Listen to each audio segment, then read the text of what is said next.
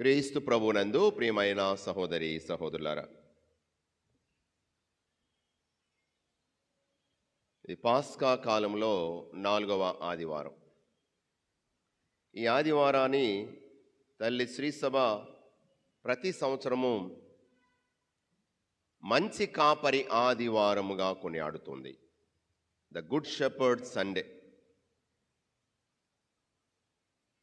మరి ఈ పవిత్రమైన రోజున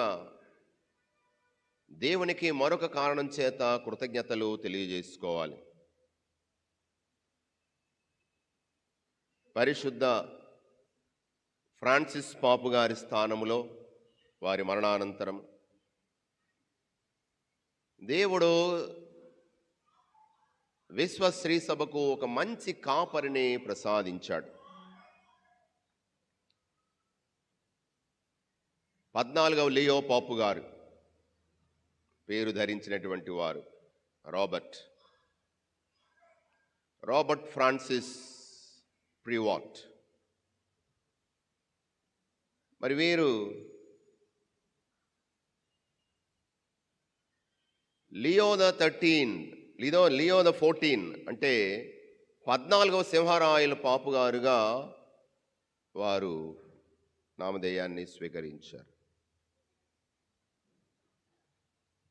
ఈ నాయకత్వం బాగుంటుంది. ఎందుకంటే ఆత్మ ప్రేరణ చేత ఎన్నుకోబడినటువంటి వారు, అమెరికా దేశానికి చెందినటువంటి వారు, ఎన్నెన్నో ఒత్తిళ్ళు, యుద్ధ వాతావరణంలో నిర్ణయాలు తీసుకోవాల్సినటువంటి సమయం, ఇన్ని ప్రమాదాలు పొంచి ఉన్నాయి శ్రీసభను మింగేయడానికి, మానవత్వ విలువలను అపహరించడానికి, జీవం పోసేటువంటి దేవుని యొక్క మార్గాల నుండి పక్కదోవ మళ్లించడానికి, మరి ఇటువంటి పరిస్థితుల్లో విశ్వశ్రీ సభను, మరి శ్రీసభ ప్రపంచానికి ఒక మార్గదర్శిగా, ఒక చుక్కానిలాగా, ఇదిగో అల్లకల్లోలంగా ఉన్నటువంటి ప్రస్తుత ప్రపంచ పరిస్థితుల్లో ఆ అలల్లో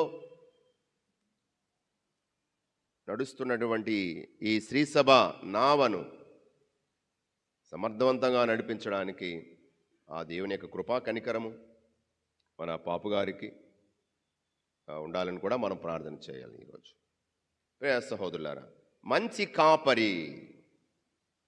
యేసుప్రభు ఎందుకు ఈ ఉపమానాన్ని తీసుకున్నారు? ఎందుకంటే ఇజ్రాయేల్ ప్రజలందరూ కూడా కాపర్లు, గొర్రెల కాపర్లు. మొట్టమొదటి గొర్రెల కాపరి ఎవరు బైబిల్లో? ఆబేలు మొట్టమొదటి కాపరి. ఆ తర్వాత మనం చూస్తాం మోషేకి ముందు ఎవరు? అబ్రహాము, యాకోబు. ఈ విధంగా మనం చూస్తాం. మోషే తర్వాత అనేక మంది కాపరులు మనం చూస్తున్నాం. కాబట్టి పాత నిబంధనలో కూడా కాపరి గురించి ప్రత్యేకమైన ప్రస్తావన ఉంది అనేక సందర్భాల్లో.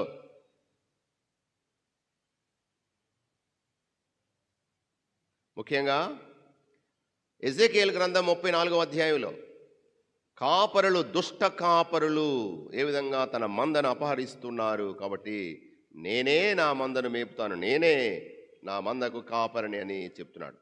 మరి మంచి కాపరిగా క్రీస్తు మన ముందు నిలుస్తున్నాడు. క్రీస్తే నేనే మంచి కాపరిని అంటున్నాడు. కాబట్టి ఈనాటి సువార్త పట్టణంలో మనం చూస్తున్నాము, మంచి కాపరి ఏం చేస్తాడు? ప్రాణమిస్తాడు. I know my sheep and my sheep hear my voice. నేను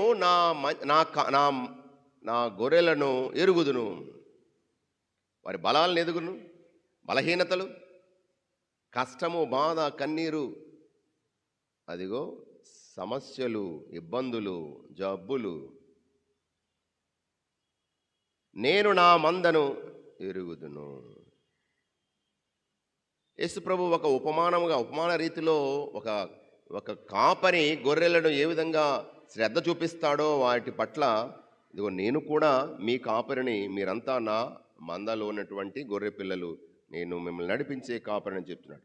కాబట్టి కాపరికి తన గొర్రెలను గురించి తెలుసు. ఇంకా కాపరి ఏం చేస్తాడు? ఇంకా కాపాడుతాడు.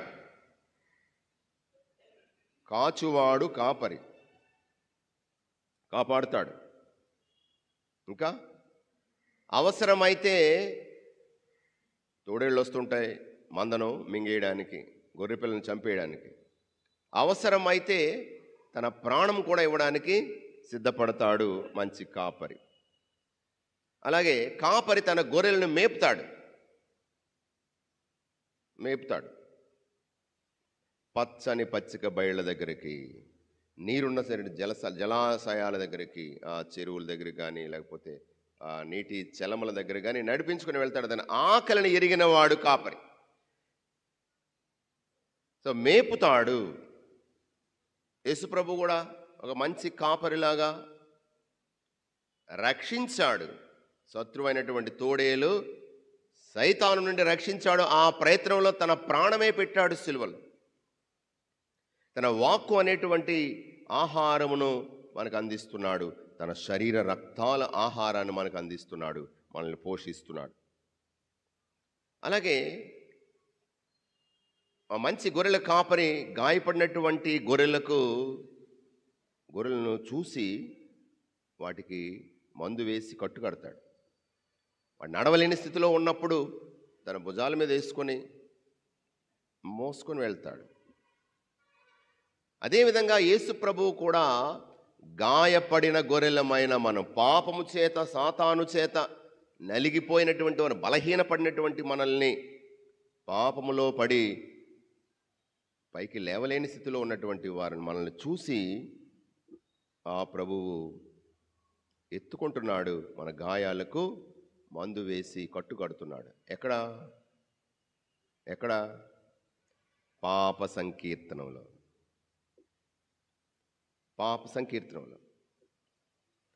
మన బలహీన స్థితిని చూసి క్షమాపణ, తన కరుణ అనేటువంటి మందు వేసి మన హృదయ గాయాలకు కట్లు కడుతున్నాడు, మనల్ని స్వస్థపరుస్తున్నాడు, మనల్ని క్షమిస్తున్నాడు, తన కరుణను కృపను చూపిస్తూ ఉన్నాడు.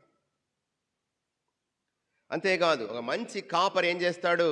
మందను ఏకం చేస్తాడు, ఐక్యపరుస్తాడు. చెదరగొట్టేవాడు కాదు, కలిపేవాడు, ఐక్యపరిచేవాడు ఓ మంచి కాపరి. యేసుప్రభు ఇదిగో కలుపుతూ ఉన్నాడు, అందరినీ కలుపుతున్నాడు, ఐక్యపరుస్తున్నాడు. తన శిష్యుల కోసం ప్రార్థన చేశాడు. కడరాత్రి భోజన సమయంలో అందరూ ఏకమై ఉండాలి, ఒకే కాపరి ఒకే మంద, ఒకే కాపరి ఒకే మంద.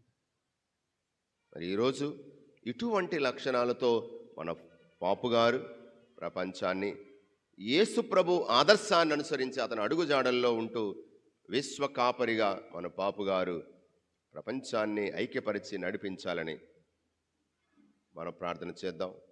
మరి ఈరోజు గుడ్ షెపర్డ్ అంటే ఎవరు? గొర్రెలు కాసేవాళ్ళు, అలాగే పాస్టర్ గారు, ఆ ఫాదర్ గారు, ప్రతి తల్లి ప్రతి తండ్రి ఒక షెపర్డ్, గుడ్ షెపర్డ్, మంచి కాపరి. ఎవరు తన మంద? ఎవరు? పిల్లలు, కుటుంబం.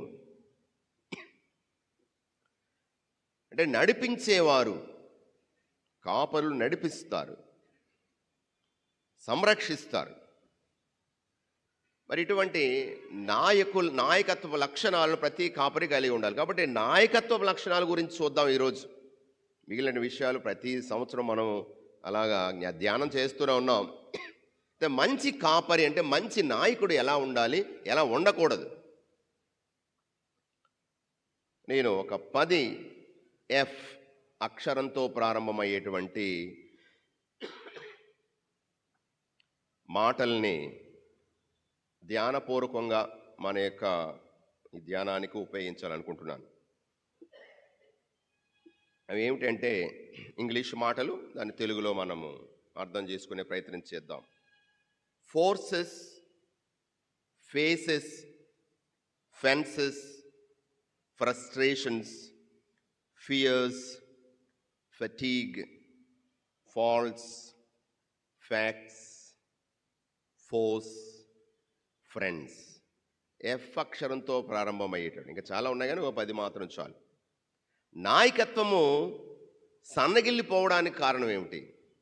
ఈ నాయకత్వం ఇంట్లో నాయకత్వం కావచ్చు, సంఘంలో నాయకత్వం కావచ్చు, దేశంలో నాయకత్వం కావచ్చు, విశ్వ శ్రీసభలో నాయకత్వం కావచ్చు, ప్రపంచంలో నాయకత్వం కావచ్చు. ప్రతి సంస్థలోనూ నాయకులు ఉన్నారు, హెడ్ ఉంటారు, ఒక బాధ్యత కలిగినటువంటి వాడు ఉంటాడు. కుటుంబంలో తల్లిదండ్రులు అయితే, ఒక సంఘంలో రాజకీయంగా అయితే నాయకులు ఉన్నారు, పదవుల్లో ఉన్నటువంటి అధికారులు నాయకులు ఉన్నారు, విచారణలో విచారణ గురువు ఉన్నారు, ఫాదర్ ఉన్నారు, ప్యారిష్ ప్రీస్ట్, లేకపోతే మరొక సంఘం అయితే పాస్టర్ ఉంటారు. మరి నాయకత్వపు ఆ యొక్క బాధ్యత కలిగినటువంటి ఆ సీట్లో కూర్చున్న వాళ్ళు ఎటువంటి వాటికి దూరంగా ఉండాలి, లేకపోతే అతీతంగా ఉండాలి? మొదటిది ఫోర్సెస్, శక్తులు, లేకపోతే ఆకర్షణలు అనండి, వ్యక్తులు, పదవులు, ఆస్తులు నాయకత్వాన్ని పక్కదో పట్టించేస్తాయండి. పేదరికం ఒక నాయకుడిని పక్కదో పట్టిస్తుంది కొన్నిసార్లు. ఎలాగా? డబ్బులు లేవు కాబట్టి ఆ అధికారాన్ని డబ్బు చేసుకోవడానికి, సొమ్ము చేసుకోవడానికి ఉపయోగిస్తారు. ఆస్తిపరులు ఉన్నారనుకోండి, నాయకుడు ఉండవలసినటువంటి ఆస్తిపరులు తప్పులు చేస్తే కరెక్టే అనేటువంటి అటువంటి తప్పుతో దొక్కేటి ప్రమాదం ఉంది. నీకున్నటువంటి ఆస్తి నేను అహంకారానికి నడిపిస్తుంది, కొన్నిసార్లు నీ అధికారాన్ని దుర్వినియోగం చేసుకునేటువంటి పరిస్థితి కూడా ఉంటుంది.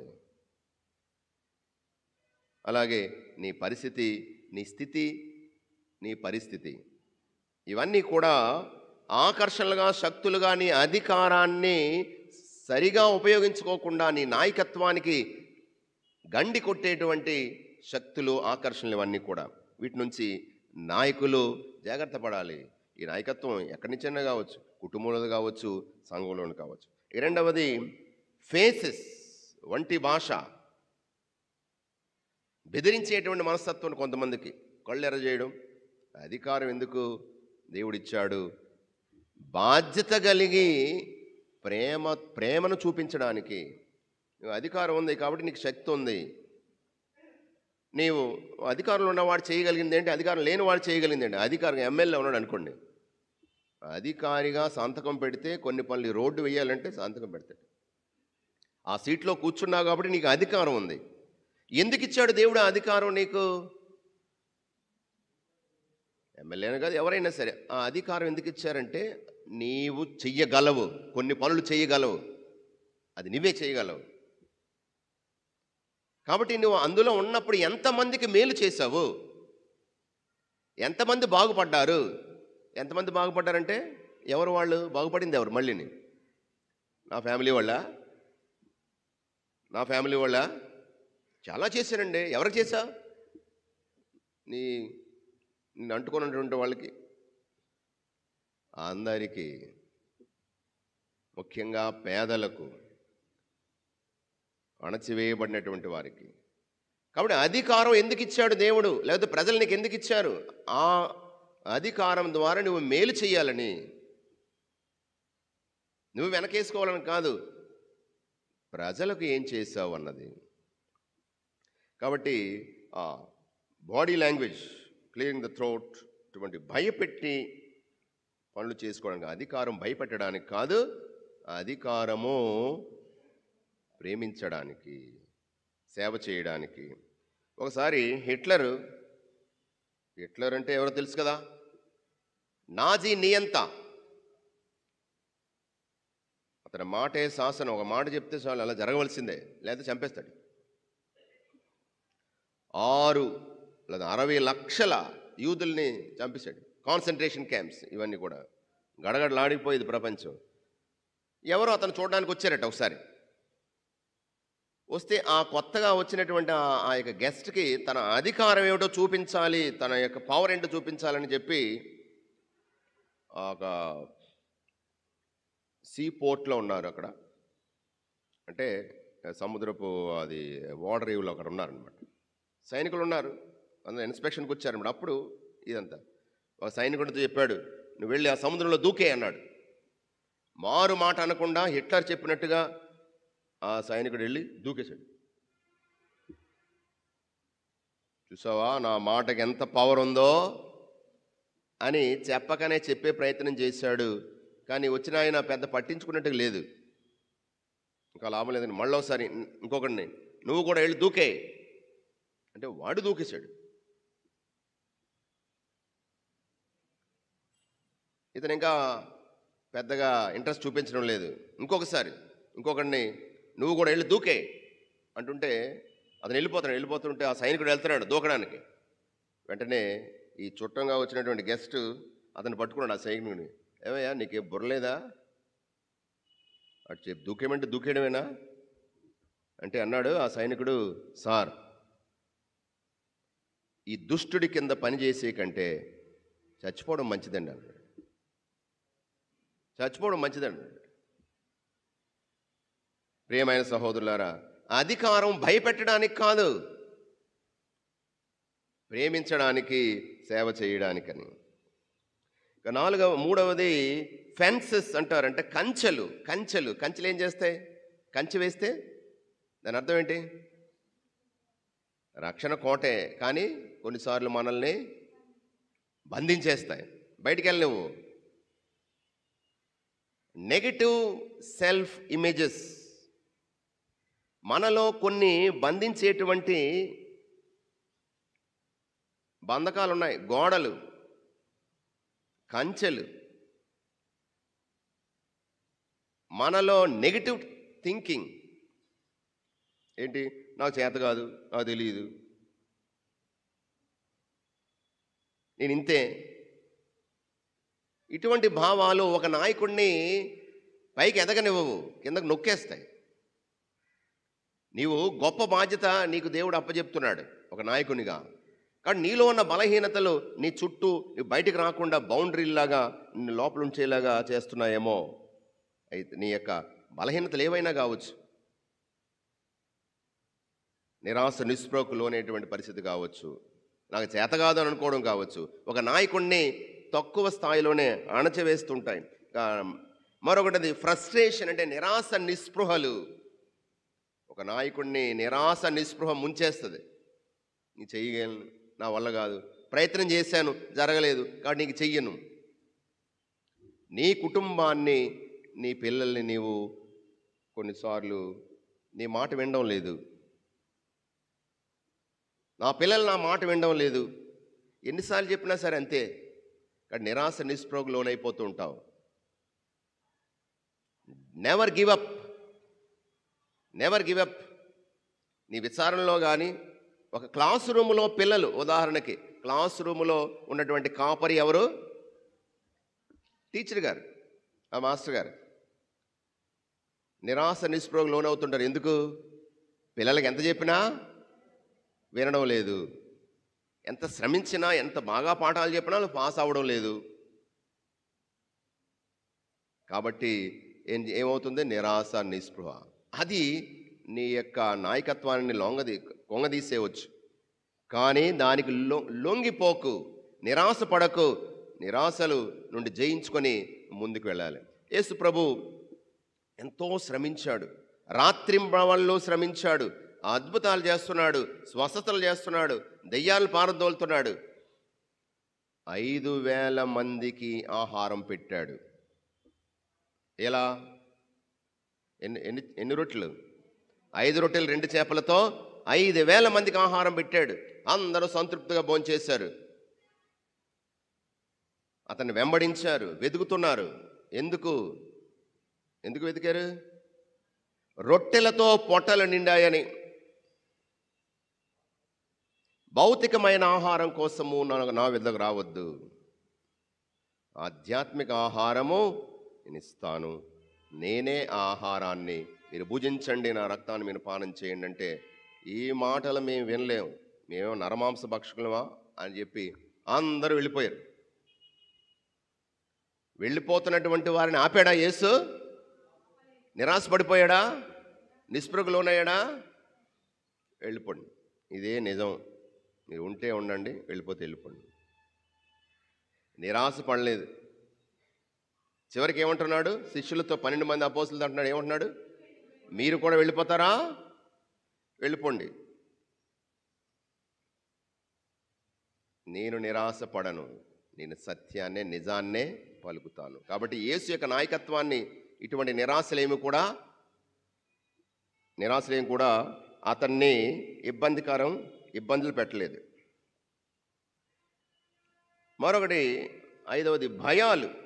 భయము నాయకత్వాన్ని వెనక్కు లాగుతుంది. అమ్మో, భయపడితే ముందుకు వెళ్ళలేడు నాయకుడు. ముందుకు నాయకుడే భయపడిపోతే దాని వెనకాతలు నడిపించే వారిని, ఆ సంఘాన్ని కానీ ఆ యొక్క మందను కానీ నడిపించడానికి ఇంకా చాలా కష్టం అవుతుంది. కాబట్టి ఒక నాయకుడు భయాలకు లొంగిపోకూడదు. 2వ తిమోతి 1:7 చదవండి.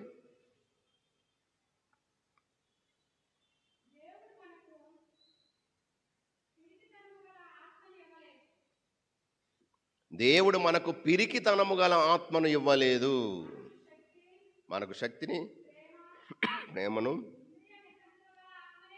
ఇంద్రియ నిగ్రహము గల ఆత్మను మాత్రమే దేవుడిచ్చాడు. కాబట్టి మనము నిరాశపడకూడదు, ముఖ్యంగా భయపడకూడదు, భయాలను అధిగమించాలి. 6వది అలసట నాయకత్వాన్ని కొంగదీస్తుంది. అలసిపోతున్నావు, మానసికంగా అలసిపోతున్నావు, పనులు చేయలేకపోతున్నావు. ఆ అలసట వలన నాయకత్వము సన్నగిల్లకూడదు. యేసు ప్రభు ఒకసారి మార్కు సువార్త 6వ అధ్యాయం 31వ వచనం చూడండి. మార్కు సువార్త 6వ అధ్యాయం 31వ వచనం.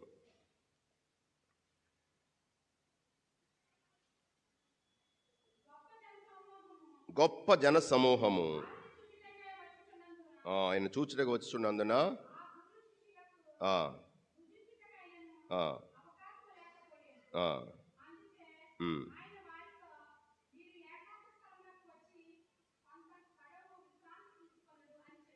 అలసట వచ్చినప్పుడు విశ్రాంతి తీసుకొని మరలా మన యొక్క పనిని కొనసాగించాలి. అలసటతో ఆగిపోకూడదు, చతికిల పడిపోకూడదు, అందరితో అయిపోయింది అనుకోకూడదు. కాబట్టి నాయకత్వంలో కొన్నిసార్లు అలసట వస్తుంది, అలసిపోతాం, మానసికంగా అలసిపోతాం, శారీరకంగా అలసిపోవడం, మానసికంగా అలసిపోతుంటారు. ఇక అటువంటి సందర్భాల్లో కూడా వాటిని ఎదిరించి జయించి ముందుకు సాగాలి. తర్వాత ఫాల్ట్స్, లోపాలు, సమస్యలు వస్తూ ఉంటాయి. ఎందుకు? సమస్యల వల్ల ఏం జరుగుతుంది? ఇంగ్లీష్లో అంటారు, problems call for polishing, not for demolition. అంటే మనల్ని నాశనం చేయడానికి, పాడు చేయడానికి కాదు వచ్చే సమస్యలు, మనల్ని మరింత పదును పెట్టేవే సమస్యలు, అంతేగాని మనల్ని కొంగదీసేవి, నాశనం చేసేవి కాదు. కొత్త సమస్యలు వచ్చినప్పుడు దాన్ని ఎలా ఎదుర్కోవాలి అని మనం ప్రయత్నం చేయాలి. కాబట్టి ఇటువంటి లోపాలు మనలో కానీ ఇతరుల్లో కానీ లోపాలను చూసి ఆగిపోకూడదు. సమస్యలు వచ్చినప్పుడు ఆగిపోకూడదు, వాటిని అధిగమించడానికి మనం ప్రయత్నం చేయాలి. ఇక ఫ్యాక్ట్స్, సత్యాలు, వాస్తవాలు. నిజమే, మనకు తెలుసు అవతల వాళ్ళ లోపాలు ఉన్నాయి, మనకు తెలుసు. కానీ మంచి మనసు ఉంది వాడికి, ఏదో తప్పులు చేశాడు కానీ మంచి మనసు ఉంది. కాబట్టి అది మనము గుర్తించుకొని పని జరిగించాలి. అందరూ పెర్ఫెక్ట్ కాదు. నడిపించే వారిలో మనం వెనకున్నటువంటి వాళ్ళు, మన కింద ఉన్న వాళ్ళు అందరూ 100% మంచోళ్ళు కాదు, లోపాలు ఉంటాయి. ఒక్కొక్కరికి ఒక లోపం ఉండొచ్చు. కానీ లోపాలున్నాయని సరే అని చెప్పి వాళ్ళని దూరం చేసుకోకూడదు. వారిలో ఉన్నటువంటి సామర్థ్యాలను గుర్తించి ప్రోత్సహించాలి.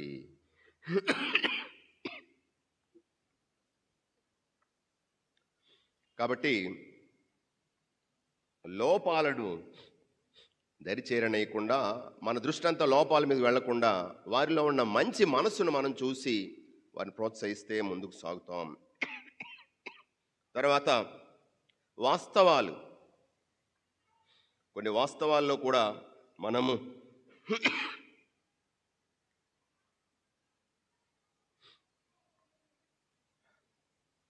Attitude is more important than facts.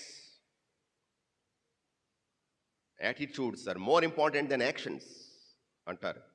అంటే పనుల కంటే పనుల వెనుకున్నటువంటి ఉద్దేశాలు మనం తెలుసుకోవాలి. అది మంచి ఉద్దేశంతో చేశాడా, మంచి పని చేశాడు, కానీ కొన్నిసార్లు చెడ్డ ఉద్దేశంతో చేస్తాడు. ఇంత ఇస్తే ఎంత వస్తుంది అని కొంతమంది ఆలోచిస్తూ ఉంటారు. కాబట్టి అది గ్రహించాలి. తర్వాత శత్రువులు కొన్నిసార్లు మన నాయకత్వాన్ని పక్కదో పట్టిస్తారు. యేసు ప్రభు ఉద్దేశంతో వచ్చాడు, లోక పాప పరిహారార్థము మరణించడానికి వచ్చాడు, జీవం పోయడానికి వచ్చాడు. ఆ జీవము తన మరణం ద్వారానే పోస్తాడు, శిలువ మరణం ద్వారానే. మంచి చేస్తున్నప్పుడు అందరూ చాలామంది ఉన్నారు, చుట్టూను మేలు పొందిన వాళ్ళు ఉన్నారు. అలాగే అక్కడక్కడ చుట్టూ శత్రువులు కూడా ఉన్నారు, విమర్శిస్తూ ఉన్నారు. దేవుని కుమారుడు అంటున్నాడు, దేవునితో సమానం అంటున్నాడు. పాపాలను క్షమించడానికి ఇతనెవరు, ఇతను సిలువ వేయండి అన్నారు. అతడు తాగుబోతు అన్నారు, పాపాత్ముల స్నేహితుడు అన్నారు, దేశద్రోహి అన్నారు, దేవద్రోహి అన్నారు. కానీ యేసుప్రభు వీడన్నింటినీ అధిగమించాడు. వారు చంపడం వలన చనిపోలేదు, వాళ్ళు చంపడం వల్ల చనిపోలేదు. తను చనిపోవాలనుకున్నాడు కూడా చనిపోయాడు. అది నా అంతటా నేను నా ప్రాణాన్ని ధారబోయగలను, ధారబోస్తున్నాను. అతడు మహాశక్తివంతుడు, చనిపోయిన వాళ్ళను కూడా సజీవంగా లేపాడు, గాలి తుఫాన్లను గద్దించాడు, అద్భుతాలు చేశాడు. వీళ్ళు చంపేస్తే చనిపోడు, అది అసాధ్యం, సులువుగా తప్పించుకోగలడు. కానీ తనంతట తాను మానవ రక్షణార్థము సిలువలో మరణించాడు. శోధనలు వచ్చాయి, ఈ రక్షణ కార్యంలో సైతాను శోధనలు వచ్చాయి. చివరికి సిలువ మీద కూడా ఉన్నప్పుడు అనేక మంది, నీవు దేవుని కుమారుడు, దిగిరా, తప్పించేసుకో, నీవు నిరూపించుకో. ఎడంచేతి దొంగ కూడా అలాగే అన్నాడు, నువ్వు దేవుడు అయితే, దైవ కుమారుడు అయితే రక్షించు, నువ్వు రక్షించుకొని మమ్మల్ని రక్షించు.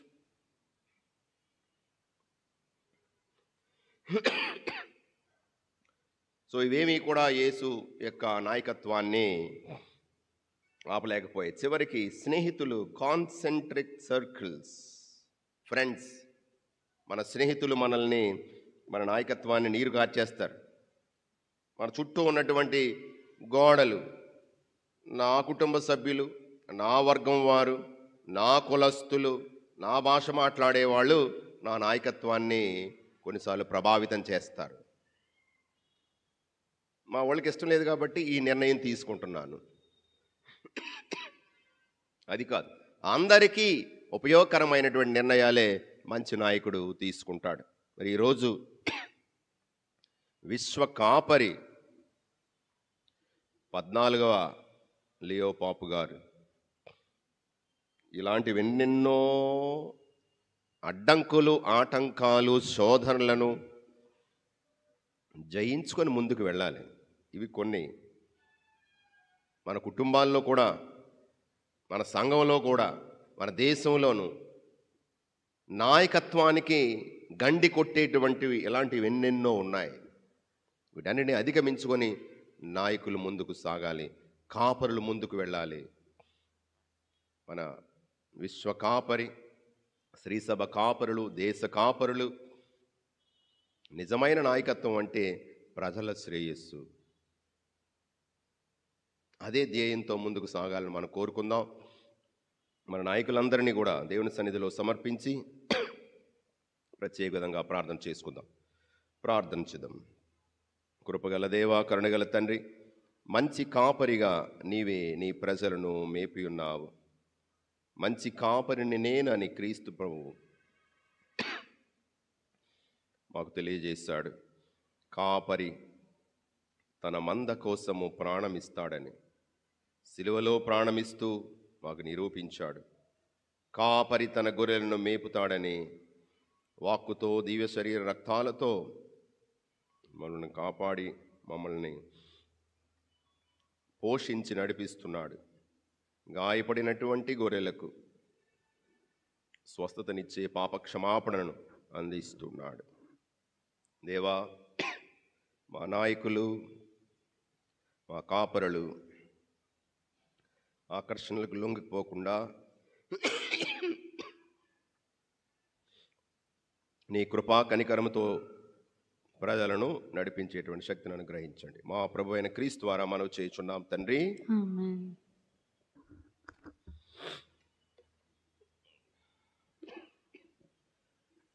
విశ్వాస సంగ్రహ